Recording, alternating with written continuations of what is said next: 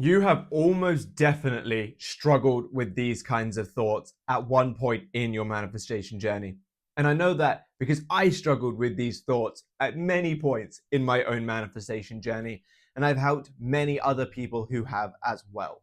So, this is something that is perfectly normal, and you are not broken for having these thoughts. You are not damaged or unable to manifest because you have these thoughts. You are simply human.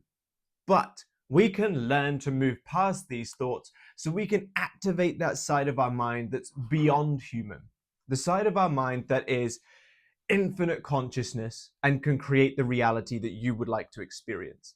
Because these sorts of thoughts that I'm about to give you today are the kinds of thoughts that are holding you back. I don't like to use this term because I don't think it's perfectly accurate to the process, but if I say it, you'll kind of know what I mean, so then we can go from there. But these sorts of things block your manifestation. Now, there is no such thing as a block because everything is consciousness. And if you get consciousness on your side, no matter what it is, will dissolve and make way for your reality. But if you keep dwelling in these kinds of things, then you are blocking your manifestation. So without further ado, drop me a like and a comment on this video once you end up enjoying it, or if there's something in here that's been valuable to you. Subscribe to the channel if you haven't already, and be sure to click that bell icon. And if you would like one-to-one help to tailor advice to your situation specifically, so you don't have to piece together general pieces of content to try and figure it out alone, down in the comment section and the description are the links to my website where I can help you do just that. But now let's just dive right into this video. Here are a couple of the thoughts that I've got written up here that you may have that block your manifestation. I will do the little asterisks every single time to accentuate that I say block more as a figurative thing as opposed to a physical, there's something you need to move, because these are things that you're dwelling in. Once you stop dwelling in them, they'll fall away. So there's no such thing as a block because it's just you against you, if that makes sense.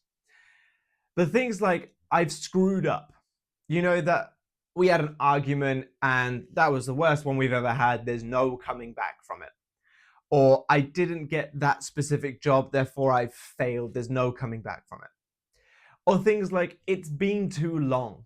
It's been too long since I last heard from them. Or I've been manifesting for so long, this just isn't going to work for me. Or it's been so long since I even thought about this person because they're like someone from my history. It's just not going to work the same. These sorts of thoughts, and you could probably put in 100 variations of them. But this idea of like, it's been a certain point, therefore there is no return. The event horizon of a manifestation, for want of a better term. Event horizon is the point in a black hole that once you cross, there's no coming back, for those of you that don't know. But you could put a numerous amount of different things in there. But essentially, that event horizon, you're seeing it as, it's been too long, it's been too severe of an argument, it's too difficult, something like that, therefore I cannot come back. These thoughts are some of the biggest things that will hinder people. Again, I know from experience because I had them as well. Because they're kind of like, within your own mind, there's sort of that like final point. You've created this story in your mind that like, that point has been passed. What can I do about it? There's nothing to do about it. There's no coming back. And if we're abiding by stories that there's no coming back, then of course we're going to struggle with experiences that prove that there is no coming back. Again, prove in asterisks, because your reality is merely just proving stories. It's not proving its own truth. It's proving the truth that you feed onto it. So that's what this all comes in. And I would like your opinion, actually, if you could just take a little moment to comment this. Do you prefer when I write things, or do you prefer the sort of imagery, like when I try and draw stuff, like with the balancing scale and things like that? Or do you prefer a mixture of both? I just want to try and see if I can make these whiteboard presentations as good for you as I possibly can. So if you could just put down below whether you prefer like the little just simple writing, or whether you prefer some of the thingies I made, like way back when I first started doing the whiteboards, when I did like a poison bottle and a chain and being broken and such things like that. Let me know. So what are we trying to do here? What's this video about? Well, these things, as I've explained, are not set in stone. They are merely only set in stone because you tell your mind that they are set in stone. It's not because they exist that they're a problem. It's because you are believing that they exist that it creates the problem. Hopefully you can see the distinction. But you need not worry about these things. And here's why. To your subconscious mind, the past, the present, and the future are not separate entities. To the subconscious mind, everything exists now. This is why, and just kind of giving a random example here, this may not be specifically you, but you'll hopefully understand. This is why if a child doesn't have a particularly nurturing parent, the damage that that does and the stories that that creates will play out for that child for as long as they exist in the mind, basically. Those stories never decay, they can only ever be replaced, which is what this is about here. So that's why someone could be 20, 30, 40, 50, or even 60 and above, and still having those same like gravitating towards certain people because it makes them feel the way that their not so nurturing parent did, for example, what's familiar to them. Despite they've grown so many years, the subconscious mind doesn't understand that they are not that previous little boy or girl experiencing those things. It thinks these are the stories that I absorbed, they must still be true, so I will still latch to certain kinds of men or certain kinds of women because they replay that story for me.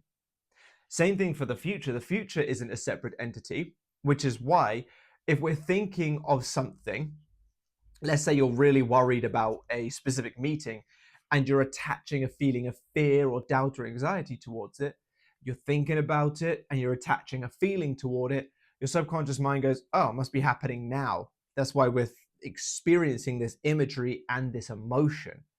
And you will find those things come to pass because your subconscious mind assumes it's happening now because of the state that you're entering regarding it, thus creating it. So to the subconscious mind, nothing exists outside of this present moment. Now, why is that beneficial for you letting this stuff go? Well, if nothing exists outside of the present moment to the subconscious mind, it can never be too long because your subconscious mind doesn't understand the concept of too long. There is no length of time to the subconscious mind. It assumes everything is happening now. So whether it's been an hour, a day, a month, a year, 10 years since you last spoke to the specific person in question, for this example, your subconscious mind goes, we're thinking about it, must be happening now. It doesn't see the day, the week, the month, the year, the 10 years. It doesn't understand that concept because everything exists now. That person that you're thinking of, when you're thinking of them, is now. The only reason this idea of being too long will play out isn't because it's been too long. It's because by assuming it's been too long, you are inadvertently saying it's not present. Therefore, it cannot exist in your present. So that answers the time element of how long something's been and so on. But what about this I screwed up element?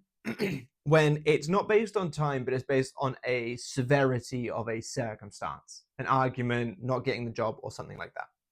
Well, on top of the idea that it only exists in the present, the subconscious mind, we also need to understand that it only exists in you. Your subconscious mind existing within your brain, your consciousness, only goes off what you feed it. The 3D doesn't reach the subconscious mind unless you place focus on the 3D reality and allow it to dictate your consciousness. This is why, just side tangent, I never tell people to ignore the 3D, or if I ever do tell them to ignore the 3D, as a short that's coming up within the next couple of days will point out, I always try to reframe it to not allowing the 3D to dictate consciousness. Because you are human, no one can really ignore the 3D completely, but you can choose whether or not it has power over you. The only reason why your 3D keeps replicating itself is because you're allowing it to have that power over you. If you stop allowing it to have power over you, it will stop recreating. Now, what if the 3D has already happened and already created that power over you? What do you do then? You remember this? Your subconscious mind only exists in you. So it can only go off of what you are feeding it. Now let's bring these 2 points together, that there's only the now and it only goes off of you. If from this moment you decide that you have XYZ thing, even in spite of this I screwed up. Let's say you had the worst argument with your person that has ever existed, basically World War III within your own home. If from this moment, let's say that was even yesterday, it's so fresh, it was literally last night, but you woke up this morning and gone, you know what? We are in the most loving, committed relationship, and you commit to that thought. Anytime an opposing thought comes to mind, you grab it, you redirect back to that thought. Your subconscious mind can only take in that story because you're not feeding it anything else and you're not allowing anything else to dictate consciousness. And because it only exists in this present moment, it's not going to go, yeah, but yesterday, it doesn't know yesterday. It would only know yesterday if you keep saying, but yesterday we had a bad argument. But if you decide today, now, there is no such thing as that bad argument. We are in the most loving, passionate, committed relationship. It is incredible. It's amazing. Everything is as I want it to be. And you're choosing not to let the 3D dictate your state of consciousness. It will exist now in consciousness because there is no such thing as yesterday to it. And that's the only thing that will be able to feed your subconscious mind that story, thus getting you that experience. As it says here, if you do what you've always done, you'll get what you've always gotten. So if you've always allowed the 3D to dictate your state of consciousness, you will continue to get it, which is why our 3Ds can seem so linear and as though we don't have a lot of control. It's purely because we're letting what is control consciousness, therefore recreating what is, which is why it seems like every day it's the same thing. But if you decided tomorrow, that is it, I'm not having a single thought the same as I did today, you will find your reality will just completely shift. Because your consciousness will be now feeding your subconscious mind, which only exists in the now, new stories, which means it will only have new things to play out. And here's this little ideology around, I suppose, this one. Let's cross this off now that we've dealt with that. See these as files within your mind. It's been too long. It's a file. It was such a bad argument. There's no coming back. They said they don't get back with exes. There's no coming back or anything like that. Those are just files within your mind, just the same as a computer. Now, if you say, just say you try and drag those to the bin, you might get kickback. You might get your ego going, nope, I've been using these stories to justify how I'm going to think and feel going forward. You ain't getting rid of them. You may find some resistance. You may find bad experiences flaring up as a way to pull you back. You may even find your own mind going, no, that's not the case. We're still broken up. Come back to this place. That's your mind trying to cling to familiarity. Even if we don't enjoy it, even if it feels bad, even if we don't want it, comfort to the mind, even negative comfort to the mind is safer to it. It deems it as safer as unfamiliar happiness. So when we start trying to break free from comfort zones, you will likely find your ego freaking out. You will likely find your 3D reality purging and showing all of this crap, or even within your own mind. You could have had a week where you were doing exceptional, and on the 8th day, you feel like you don't want to get out of bed and all you want to do is cry. That is basically your mind going, are you sure you want to delete this file? If you still commit and say yes, you succeed because you delete the file, making way for the new one. If you say no, and by saying no, we're giving into the 3D, we're giving into those thoughts, we're continuing to doubt, we're continuing to fear, we're continuing to basically just let our consciousness be dictated, then there's still more work to do because you've basically gone, drag these files. Are you sure you want to delete them? Oh, actually, no, I don't want to delete them. They stay on your internal computer. If you want those files gone, you have to commit anyway. So these sorts of thoughts, they may block you, but only because you are assuming them to be true, which is what creates the block. It's not because it's a true thing that you are accepting as true, thus being blocked. you are creating that block by believing it's true. If you drop the belief, the block disappears. And here's how you can drop that belief. It only exists now. There is no past, present, and future. So there's no such thing as it being too long. And it's only you that can feed the subconscious mind the story. Therefore, any idea of I screwed up, if you keep feeding that, then yeah, you screwed up. But if you decide from now to delete your file and show your subconscious mind a new story, you'll get that new story. But I really hope you've enjoyed this video. If you found any value in it at all, please do drop me a like and a comment. That kind of stuff helps me know what kind of content you guys want going forward, so I don't just fire away random videos that you're like, missed the mark. Subscribe to the channel if you haven't already, and be sure to click that bell icon. If you do need my help, whether that's one-to-one, my courses, or products that I offer, or anything at all, down below in the comment section or the description, and the description, are the links to my website where you can find everything that I have to offer. I do urge you to sign up for the Academy, because simply by signing up, you get one-to-one coaching as a byproduct, access to all my courses, all of my products, and a few other sign-up bonuses and much, much more. So I do urge you to go check out the Academy more than anything, but I am there in any which way that you would like. But thank you for being here with me today. I really hope you've enjoyed, and I'll catch you in the next one. Bye-bye.